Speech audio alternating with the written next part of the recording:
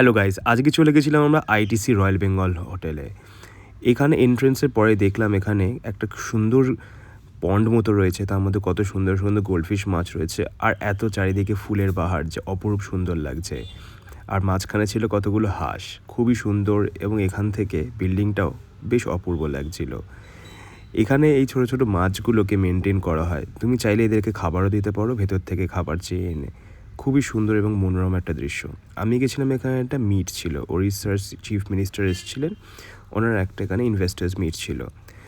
তো চারিদিকে তো বেশ লোকারণ্য আছে, আমি ওখানে চলে গেছিলাম, একটা ট্যাগ পরে নিতে হয়েছিল ডেলিগেট হিসেবে।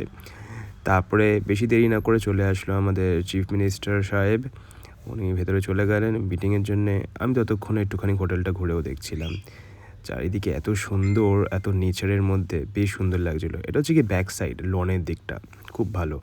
আর এই হোটেলে একটা বিশেষ জিনিস দেখলাম, খুবই গ্রিনারি আছে, মানে ভীষণ বেশি গ্রিনারি আছে এবং খুব ভালো লাগলো, একটা পিসফুল ভাইব রয়েছে। আর লবিটাও বেশ সুন্দর লাগছিলো, ভেতরে কিছু কিছু ইমেজ দেখতে পারো, প্রত্যেকটা কর্নার ভীষণভাবে সাজানো। আর এখানে হোটেলের ভেতরেও কি সুন্দর সুন্দর পেন্টিংস রয়েছে, কলকাতার একদম দৃশ্যটাকে পুরো তুলে রেখে দিয়েছে।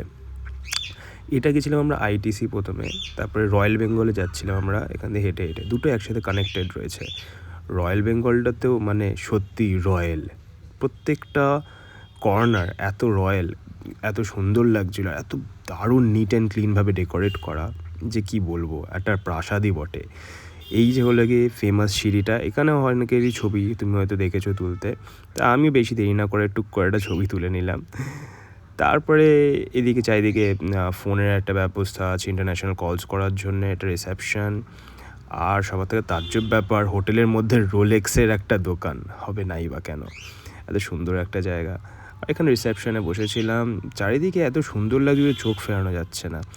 এরকমই একটা ভিডিও দেখতে লাইক শেয়ার সাবস্ক্রাইব করো গাইস। থ্যাংক ইউ, পরের একটা ভিডিও দেখা হচ্ছে, বাই বাই।